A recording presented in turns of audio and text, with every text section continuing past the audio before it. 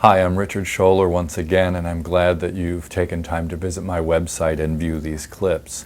In this clip, I want to talk about mediumship, the process.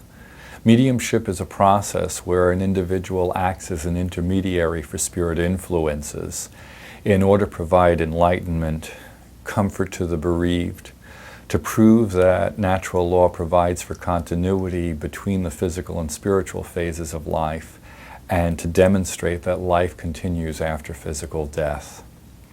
So let me talk a little bit about the process of what happens as a medium, the process of mediumship.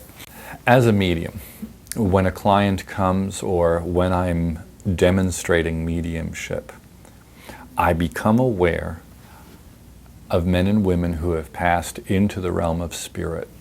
That becoming aware is shifting my awareness to a higher rate of vibration. The men and women that we know and loved have moved from the physical world into the spiritual world. If you would like to call that spiritual world heaven, great. And in that space, they wish to step into a place of communication to give comfort to those who have been left behind.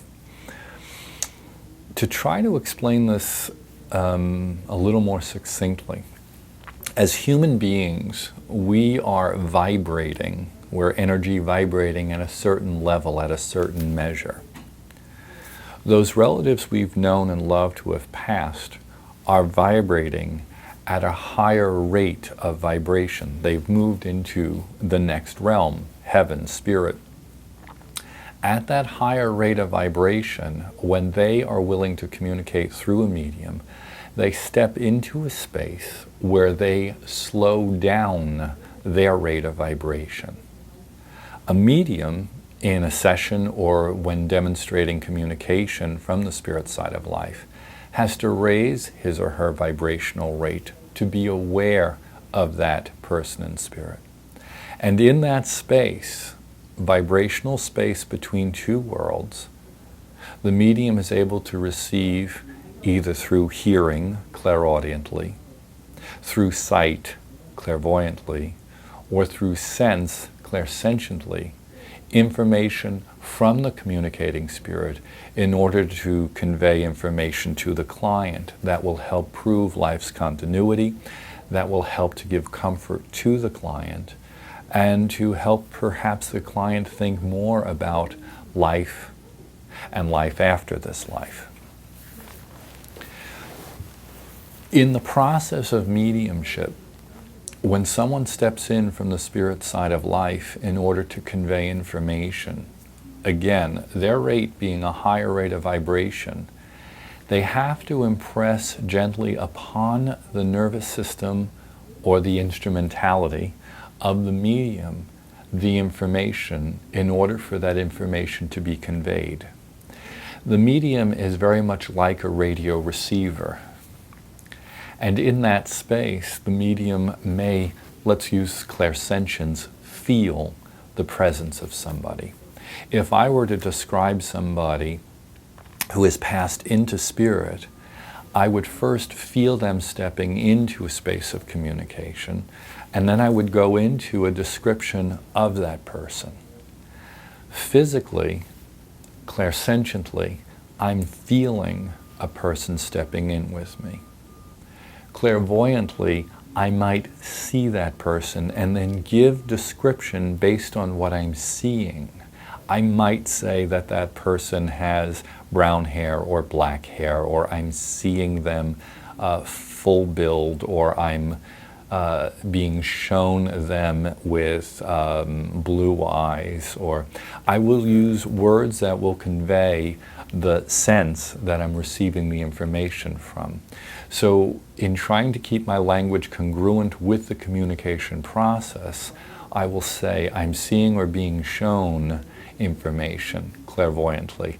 I'm hearing or I'm being told clairaudiently information, or I'm feeling or sensing clairsentiently information from that person.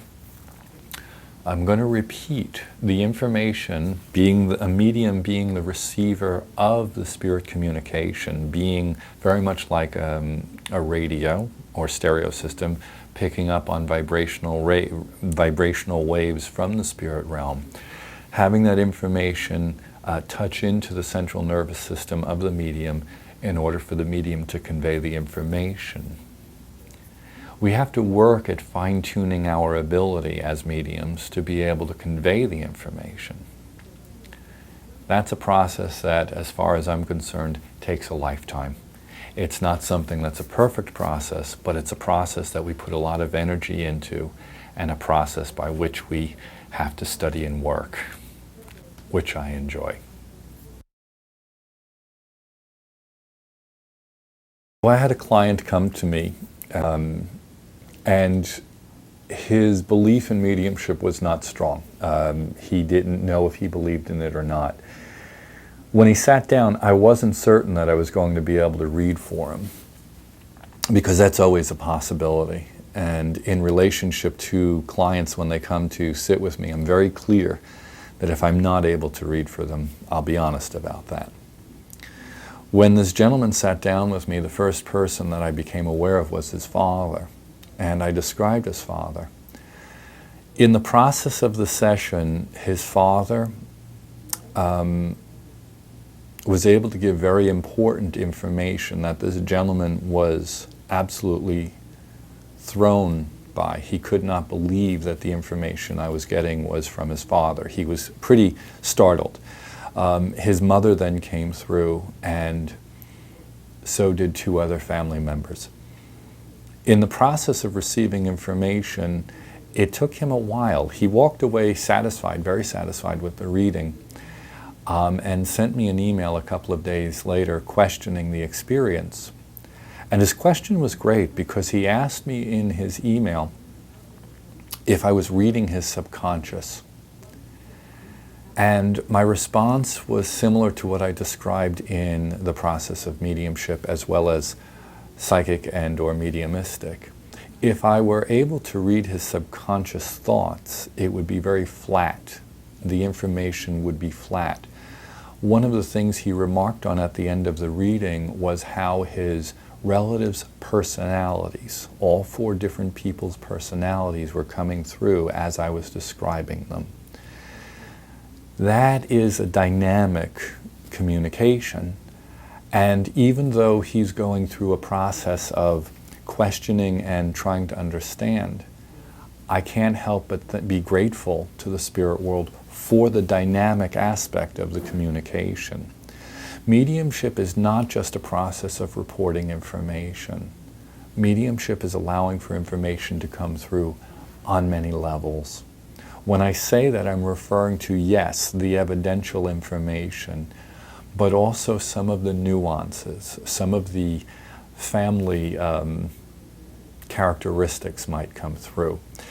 One of the other examples I use, I will do everything I can not to use foul language in a session.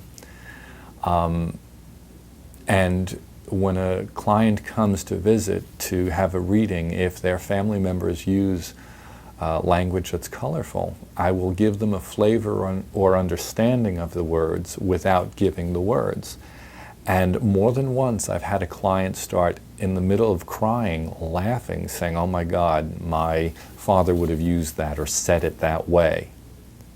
Stepping even away from foul language, more than once I've had a client report to me that I could not have known the information I received unless it was from somebody in spirit. I'm going to go personal on this. The first time I told my father about my ability, my mother and father, I didn't tell them for 2 years. And one night I shared information with my parents about my mediumship because my mother was questioning what was going on with me. In talking to my father and mother about my ability, I gave them both information from relatives who had passed, but for in particular with my dad, I brought through an aunt who had passed before I was even born. And the key piece of information was I talked about her taking him and his brothers to Coney Island on a Sunday after church. But before they went onto the beach, she marched them into Nedick's for orange sodas and hot dogs. And I remember my father tearing up saying, "I never told you that story." For me, it's the details, it's the information, and it's the dynamic aspect of the communication that really helps people understand that there is a process of intelligent conversation or intelligent communication coming. I hope that gives you a better understanding of what mediumship, the process, is about. If there's a conversation happening, then the medium must be in some form in contact with a person who's passed from this life into the next life, who's able to give you support in your life.